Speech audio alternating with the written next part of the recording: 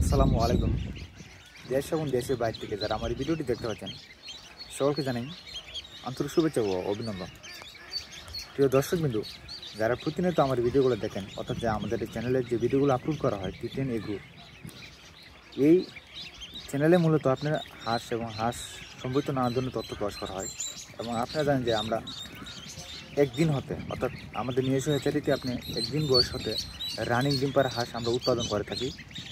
এবং এসব উৎপাদন করে আপনি, অর্থাৎ আমরা সারা বাংলাদেশে সরবরাহ করে থাকি।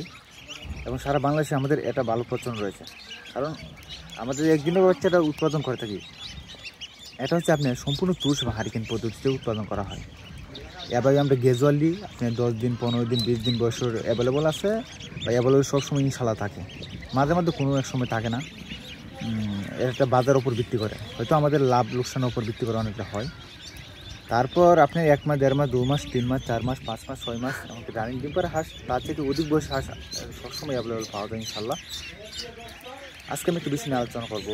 বিষয় হচ্ছে আমাদের ডাক ট্যাগ এবং ডাক কলেরা এবং রানীকে টিকা প্রয়োগ করি। অর্থাৎ আমরা যে বইপত্রে যে টিকাগুলো ইউজ তারা বলছে, যেমন প্রথম টিকা তারা বলছে আপনার ডাক প্লেগ টিকাটা বলছে আপনার 25 দিন বয়স, মেবি 25 দিন বয়স বলছে। আর ডাক কলের টিকাটা বলছে আপনার 45 দিন। তবে এভাবে করা চাইতে না করাটা সবচেয়ে বেটার, কারণ আমাদের জানা মতে আমরা যে 1990 সাল থেকে আমাদের এই খামার ব্যবস্থা পরিচালনা করে আস্তে আস্তে আমাদের পূর্বপুরুষ এভাবে গ্রাজুয়ালিভাবে বংশক্রম অনুসারে আমরাও এই ব্যবসা আস্তে আস্তে আমাদের আয়ত্তে আকারে আনতাছি। তবে এই উপর ভিত্তি করে আমাদের যে এক্সপিরিয়েন্স ওপর ভিত্তি করে আমরা যে সচরাচর ব্যবহার করি, এটাই সবচেয়ে বেটার। আপনি আমাদের এটা ইউজ করতে পারেন। যেমন আপনি ডাক প্লেগ টিকা 2টি প্রয়োগ করবেন একসাথে দুইটা বলতে, প্রথম টিকাটা আপনি ডাক প্লেগ টিকাটা ব্যবহার করবেন 21 দিন বয়সে। অর্থাৎ বাচ্চার বয়স যখন 21 দিন হবে তখন 21 দিন বয়সে একটা ডাক প্লেগ টিকা প্রয়োগ করবেন। এবং বাচ্চার বয়স যখন আপনার 45 দিন হয় তখন দ্বিতীয় টিকাটা প্রয়োগ করবেন। দ্বিতীয় টিকাটা হচ্ছে ডাক প্লেগ, অর্থাৎ 2 ডাক প্লেগ টিকা একসাথে প্রয়োগ করবেন। এখন প্রশ্ন হচ্ছে ডাক কলেরা টিকাটা আপনি কোন সময় ইউজ করবেন? আপনি ডাক কলেরা টিকাটা ইউজ করবেন বাচ্চার বয়স যখন 60 দিন হয়, অর্থাৎ 60 দিন বয়সে আপনি ডাক কলেরা টিকা প্রয়োগ করবেন, প্রথম টিকা। আর ডাক কলেরা দ্বিতীয় টিকাটা প্রয়োগ করবেন তার বয়স যখন 85 দিন হয়, অর্থাৎ 85 দিন বয়সে তখন দ্বিতীয় ডাক কলেরা টিকাটা প্রয়োগ করবেন। তারপর আপনি রানীকের টিকাটা প্রয়োগ করবেন হাঁসের বয়স যখন 110 দিন হয়ে যায়।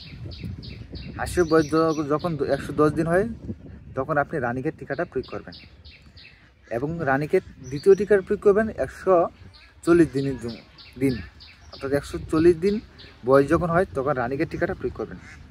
দেখবেন ইনশাল্লাহ অনেক ভালো হবে। তবে আমরা বইপত্রে বা অনলাইনে বা যে কোনো ব্যবস্থার মাধ্যমে আমরা জানতে পারি যে অনেকেই জানে, যারা জানে না তারা তো এভাবেই অনলাইন গেটে করে। তারা আপনি 25 দিন বয়সে আপনি ডাক প্লেগটা দিব এবং 45 দিনে ডাক কলেরা দিব, এভাবেই তাদের চলতে থাকে। তবে এটা চেয়ে আমার যে ব্যবস্থাটা বলছি এটা করবেন, কারণ আমরা প্রতিনিয়ত মনে করেন একদিনে বাচ্চা বের হয় আপনি 10 থেকে 12 হাজার বের হয় প্রতিদিনই। আপনি আমার প্রিভিয়াস অর্থাৎ পূর্বে যে ভিডিওগুলো আমার চ্যানেলে রয়েছে সবগুলো দেখতে পারেন যে আমাদের কিভাবে আমরা বাচ্চাগুলো উৎপাদন করে থাকি।